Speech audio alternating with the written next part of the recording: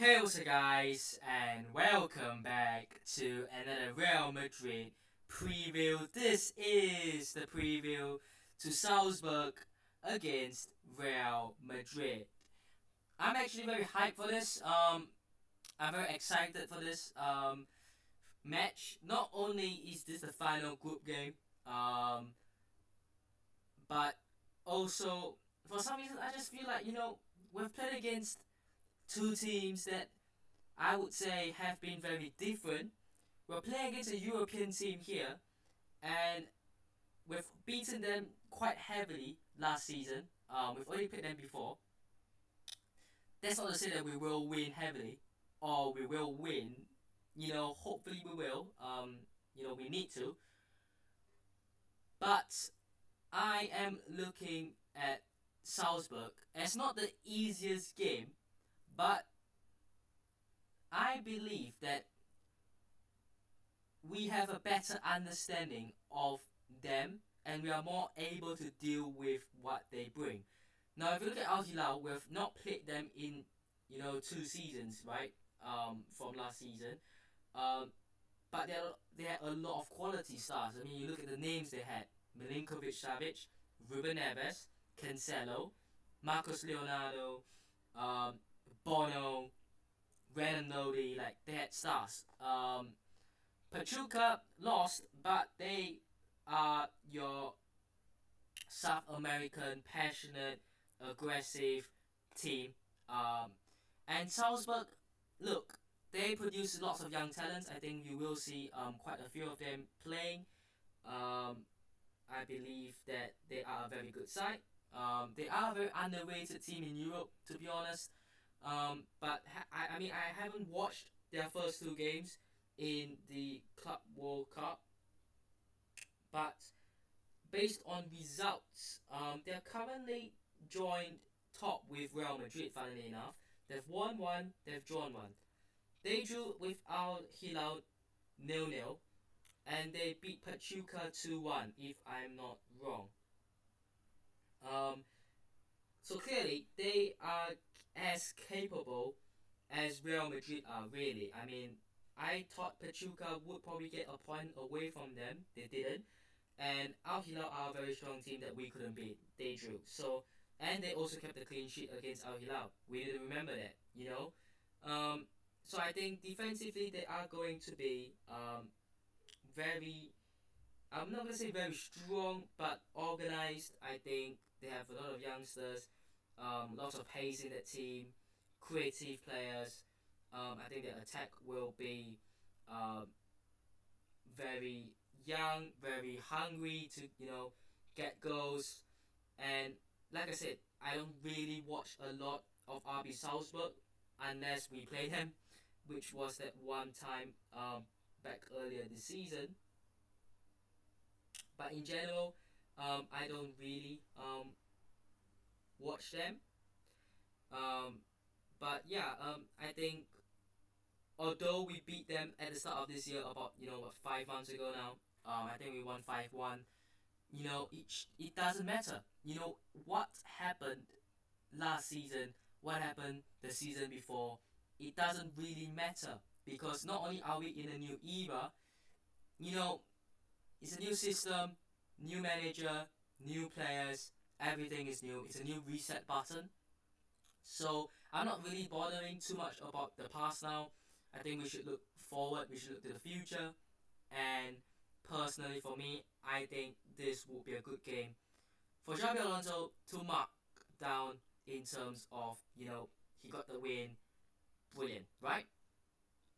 Um, I do really believe that we will win. And that might be blind faith, that might be just delusional. But Real Madrid have to win this game. I think there isn't any questions, there isn't any doubts about it. Um, this is a must-win game for Real Madrid. It's not only because obviously we want to get through. We want to get through being top. We want to get through with that sort of okay. We drew one game against a relatively strong team. We must make sure we end off well with the 2 wins. We might play Man City. in the round of 16. We might play Juventus. In fact, we will play either Juventus or Man City, but it could be either of them. But I am not going to, say that we should draw the game just so we can probably play Juventus or vice versa. I think whoever we play next round, whoever we play throughout this tournament, if we make it far, it's one of those things like the Champions League. You can only beat what's in front of you, and in order to win, you must beat the best to be the best in any competition you're in.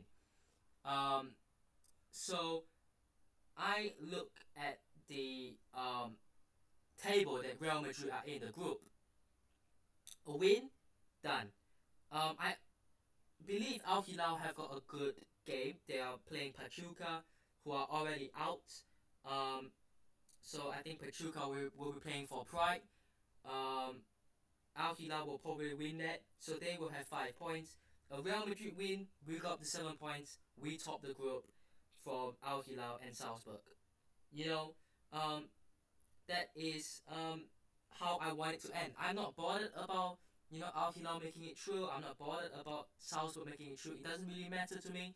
If Al Hilal somehow lose, Salzburg go through, that's okay. Although we beat Salzburg, that's okay. We just need to focus on ourselves, which is to beat Salzburg tomorrow, right? Simple as that. Simple as that. You know. I would like to say that the game is at 9 a.m. my time. So it's a little bit more positive, although I don't think I'll be able to watch that because I am a little busy. But I will certainly check the highlights out immediately after the game. And maybe in the afternoon, when I get back home and everything's sorted, I will be able to do the review. Um, I'm gonna do this for the first time in a long time, by the way. I am actually streaming on Twitch. We're gonna be streaming tomorrow just before Shapeshifters Team 3. There's a promo in FIFA FC 25 Ultimate Team. If you guys are interested, click the link in the description. Come and join us. I will be over on Twitch with a couple of viewers, opening packs, grinding the game as it comes towards the final stages. So yeah, just a little bit of a not really promotion. It kind of is, but yeah. Check the link in the description. Anyways, moving on. Just ending on. Salzburg. They've got a couple of good players in there. I saw a couple as I was looking at their previous lineups in the last two games. They've got Okay, I am not too um, you know, let's say educated on some of these guys. They all look like players that I've never seen before. But I think there are some young players in there that are very decent. I think they've got um Onis Siro. He's not particularly young. He's 33 actually. I think he used to play for, was it Mainz? It is, yeah. In the Bundesliga. Well, I'm just gonna look through. They've got Vertessen in there. He is a forward. He's 24. Ex PSV. They've got Karim Konate. He's 21. He's quite young. They've got Oscar Gloff. He is 21. Looks like a very decent player. They've got Bobby Clark. I think he was at Liverpool, wasn't he? Yeah, he's 20 years old. I think he recently joined, if I'm not wrong. Mats Bidstrup. Again, he was at Brentford, and he's 24. He's Danish. They've got Nene Dogeles. He's 22. He's another forward. They've got Kawamura. He's 25. He's a midfielder. As well. They've got Kiergaard in there, 22. Looks like a very decent player. They've got Stefan Leiner. I think he used to play for Gladbach, didn't he? He's a bit older, he's 32, but a bit of experience in that team. So overall, what I'm seeing with most of their players, I'm not gonna name every single player in their roster they have, but a lot of players between 20 and 25, sort of younger players and players mid-age, middle age, and then they've got a couple of 32, 33-year olds in there to provide the experience. So a very good squad. I like it actually. We always play against teams that have the best players in the world, and when I look at teams like Salzburg, I look at teams like even Benfica. I look at these sort of teams. I'm trying to think of more. I can't really think of more right now. Um, but in Europe, there are many teams that don't have that financial capability that top teams have, including Real Madrid, right? So they managed to somehow develop talent, managed to find talent from maybe South America, maybe just around Europe, maybe Africa as well, and they turn them into absolute beasts. So and then they sell them on for massive profit, right? That's what I like, and I think Salzburg proved that they are a selling team, a selling club. Sorry, they've sold many good players in the past, but what you can't take away from them is that legacy that they just keep doing that, and there might be a few players in that squad right now that could be the next big thing in the next 5 years, right? They are still quite young. They're 19, 20, 21. So yeah, very very interesting side they have. But moving on now, I want to talk about Real Madrid, which is the whole point, right? And the starting 11. Now, I don't see Javi Alonso changing a lot. To be honest, I think he would want to ideally establish his best 11 and his main 11 at least with what he has. You know, I don't think this is the time for rotations. I don't think this competition was really a sort of opportunity for rotations. I think you come in, you come to win, and after the first game, second game, the third game you have to win. Then the knockout stages, it's gonna get tough. You're not gonna rotate, so there aren't really any easy games in this tournament. So no rotations to be made in terms of the starting 11.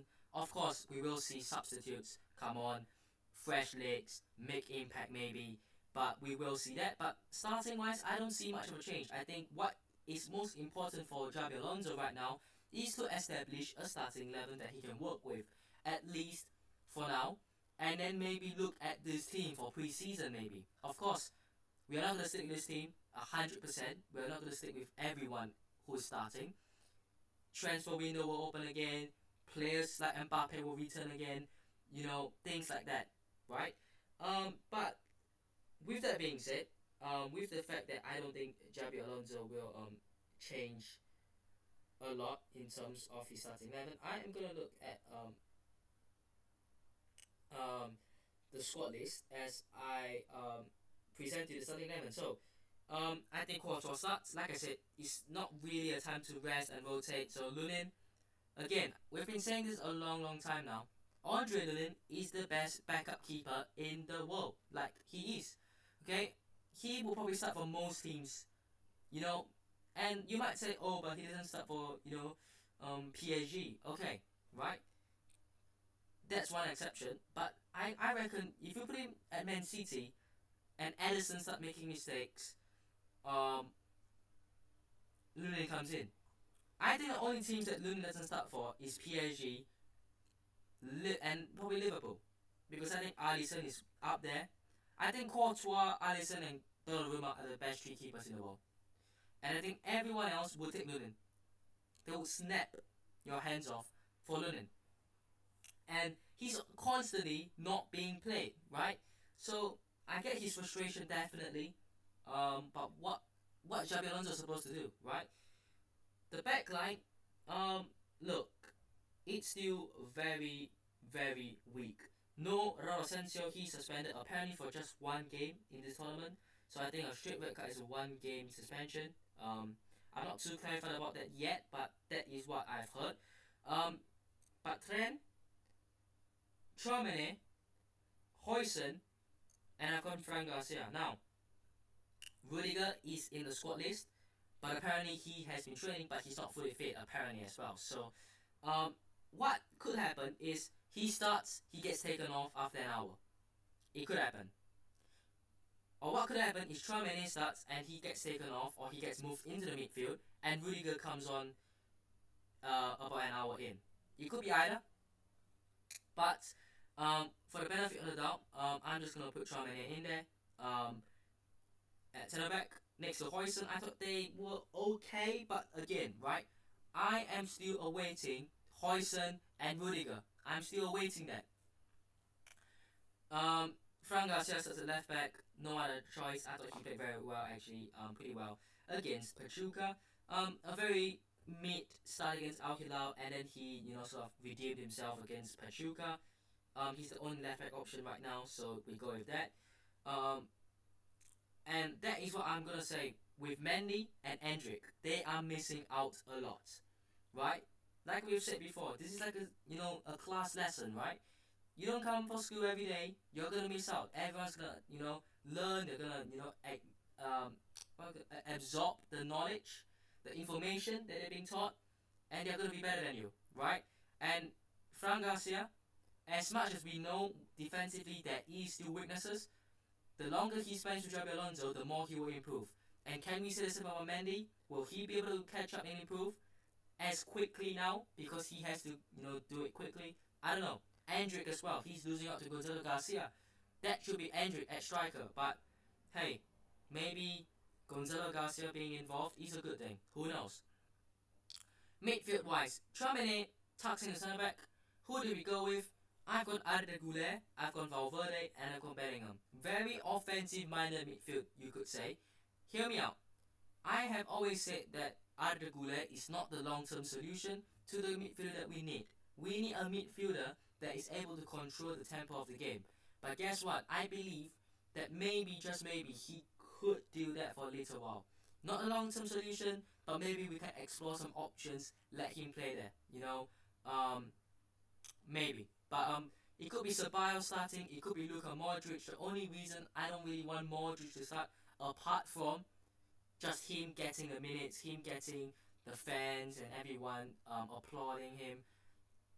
If Modric is starting for that reason, I'm cool. But if we're starting Modric because we have a lack of a midfield player who can control the game, I'm not really in line with that. We can't be using Modric now as a problem, no, as a solution to our problems. Okay? We cannot be doing it now. He's leaving, he's going to join AC Milan after the Club World Cup. We need to look forward now. Okay? We can start him for the sake of, a proper send-off, but not for the sake of needing someone to do something now. We cannot be using him just because we need him to play, to control the game. We can't be doing it now. So, I would start Modric, if we are just doing it based on proper send-off. But honestly, if we're looking for a long-term solution, I don't mind Arda Güler. I don't.